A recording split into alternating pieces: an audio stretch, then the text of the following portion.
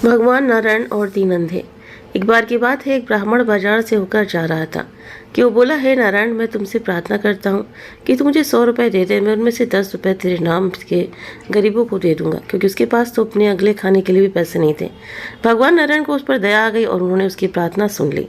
ब्राह्मण को तुरंत ही पैसे मिल गए, जिसमें से 10 रुपये उसने अपने दूसरे हाथ में रुमाल में बांध कर निकाल कर रख लिए, ताकि जैसे ही उसको कोई गरीब आदमी मिले तो वो उन्हें दे सके। तभी उसके सामने एक अंधा आदमी भीख मांगता हुआ आया। जैसा कि उसने अपनी प्रार्थना में कहा था, उसने उसको 10 रुपये दान में दे दिए। उस अंधे को विश्वास ही नहीं हुआ तो उसने पूछा, आपने मुझे ये पैसे क्यों दिए? ब्राह्मण बोला, भगवान नारायण ने मुझे अभी अभी 100 रुपये इस शर्त पर भेजे हैं कि मैं उनमें से 10 रुपये उनके नाम पर किसी गरीब आदमी को दे दूँ। अंधा बोला, भगवान आपको सुखी रखे, मेहरबानी करके मुझे अपना सारा पैसा दिखाइए।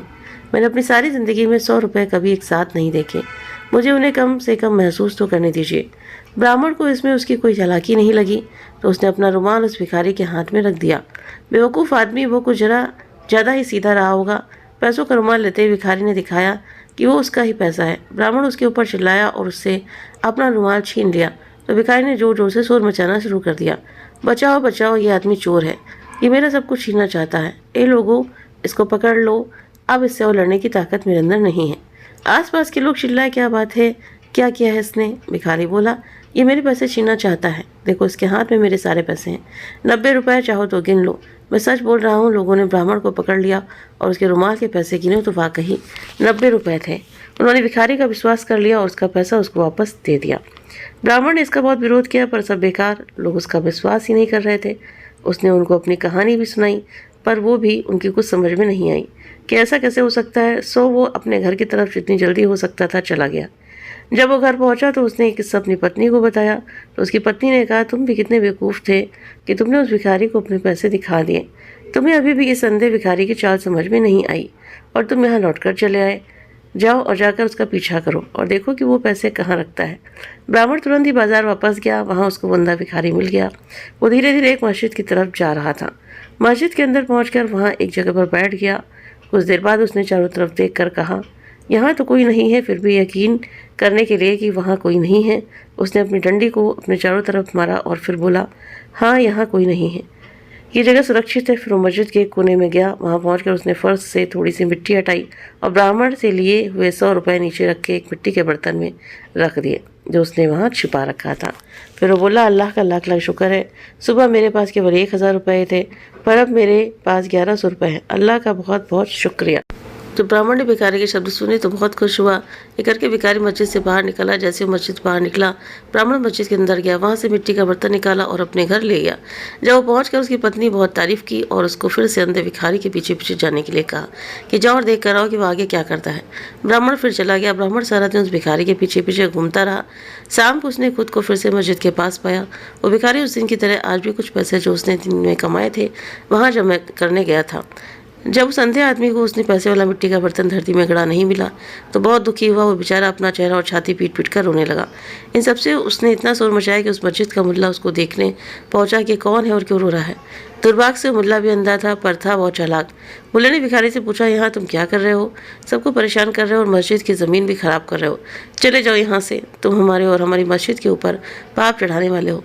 यहाँ से तुम तुरंत चले जाओ, वरना मैं अभी लोगों को बुला लूँगा और तुमको अपने इस व्यवहार पर पछताना पड़ेगा। भिखारी बोला, जनाब मेरे पास कुछ भी था ना, मेरा वो सब डाकू लूट ले गए। यहाँ कोई चोर आया और वो मेरा पैसा निकाल कर ले गया। मैं क्या करूँ? मुल्ला बोला, तुम तो बहुत ही बेवकूफ़ हो। ये रोना धोना बंद करो और इस घटना से अपने अच्छे भविष्य के बारे में सीखो। किसी ने क्या ये भी सुना है कि कोई अपने 1100 रुपये एक मिट्टी के बर्तन में रख कर इस मस्जिद जैसी आम जगह पर रख दे जहाँ सारे दिन लोग आते जाते रहते हों।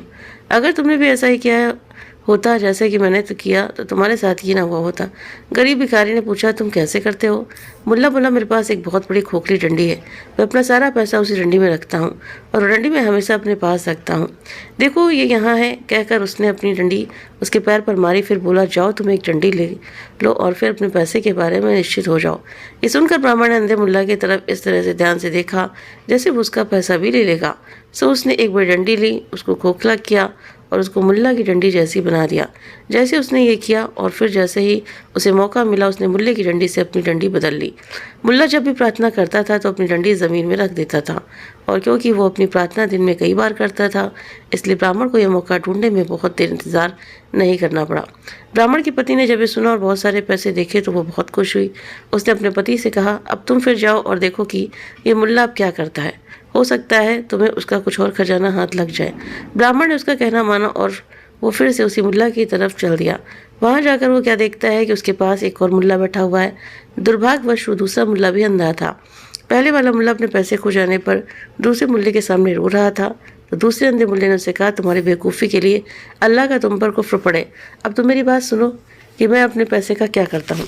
मैं अपना सारा पैसा अपने कपड़ों में सिलकर रखता हूँ, वहाँ से मेरा पैसा कौन ले सकता है। मेरी सलाह मानो तो तुम भी ऐसा ही करो।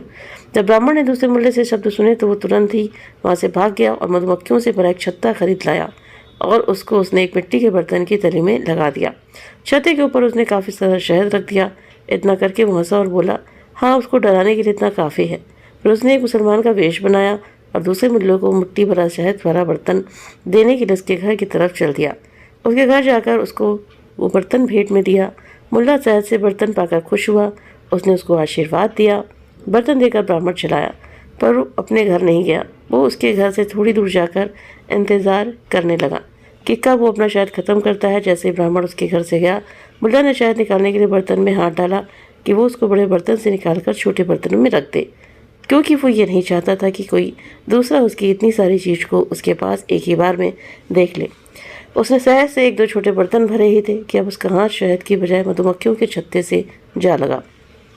मधुमक्खियों को उसका ये व्यवहार बुरा बिल्कुल नहीं अच्छा लगा। वे बर्तन में बस से बाहर उड़ी, उसके चारों तरफ से काटने लगी। वो शरीर पीटता पीटता घर से की तरफ बाहर भाग। मधुमक्खियों की अपने इरादे की पक्की थी, वे भी उसको छोड़ नहीं सकती थीं। ऐसे समय में कोई उसकी सहायता भी नहीं कर पा रहा था। सोसंदे मुल्ले को अपने कपड़े उतारकर एक तरफ फेंकने ही पड़े और घर के अंदर जाना पड़ा। मधुमक्खियाँ भी उसके पीछे पीछे भागीं। वो बेचारा तो उनके काटने से ही मर जाता अगर उनकी बीवी एक सहतूत की मोटी सी साख ले वहाँ नहीं आ गई होती और उसने उसको नहीं मार भगाया होता। इस बीच ब्राह्मण ने मुल्ला के कपड़े उठाए और अपने घर भाग गया। उसकी पत्नी उसे देखकर बहुत खुशी हो बोली, हम लोग तो अब बहुत अमीर हो गए हैं, अब हमें अपनी बाकी ज़िंदगी के लिए कुछ नहीं चाहिए। जैसे ही मुल्ला को मधुमक्खियों के काटने से थोड़ा सा होश आया तो उसने देखा कि उसके तो कपड़े ही गायब हैं। ये देखकर उसको बहुत परेशानी हुई। वो तुरंत पहले वाले अंधे मुल्ले के पास गया और उसने अपना सारा हल कहा। दोनों ने आपस में मिलकर कुछ सलाह की। सो वे दोनों मिलकर अंधे भिखारी के पास गए और उसे जाकर अपनी अपनी कहानियाँ बताईं। तीनों ने मिलकर तरकीब बनाई कि राजा के पास चला जाए और उनसे प्रार्थना की जाए कि वो इस चोर को ठीक से खोज करें। ऐसा ही किया। राजा ने उन तीनों की बात ठीक से सुनी और उन तीनों की कहानियों में रुचि लेने लगा। वो खुद भी ये जानने की कोशिश में लग गया कि ऐसा कौन सा आदमी था जिसने इन तीन होशियार और चतुर लोगों को धोखा दिया। उसने सारे शहर में ढिंढोरा पिटवा दिया कि जिसने भी ये सब किया है आकर स्वीकार करे तो राजा उसे माफ़ कर देगा और साथ में उसको अच्छा इनाम भी देगा। ये सुनकर ब्राह्मण राजा के पास गया और उन्हें सारी कहानी सुनाई। राजा बोले, शाबाश, पर ये तो बताओ कि ये सब तुमने अकेले किया या फिर किसी और ने भी तुम्हें इस बारे में सलाह दी। ब्राह्मण बोला, मेरी पत्नी ने मुझे ये सब करने के लिए मुझे उकसाया महाराज, और मैंने ये सब किया। राजा बोले, बहुत अच्छे। उन्होंने उसे बहुत सारी भेंटें दी और फिर उसे वहाँ से वापस भेज दिया। तो आपको अगर कहानी पसंद आई हो तो वीडियो को लाइक शेयर सब्सक्राइब करना ना भूलें। अपने कमेंट करके भी ज़रूर से ज़रूर बताएं। Thank you.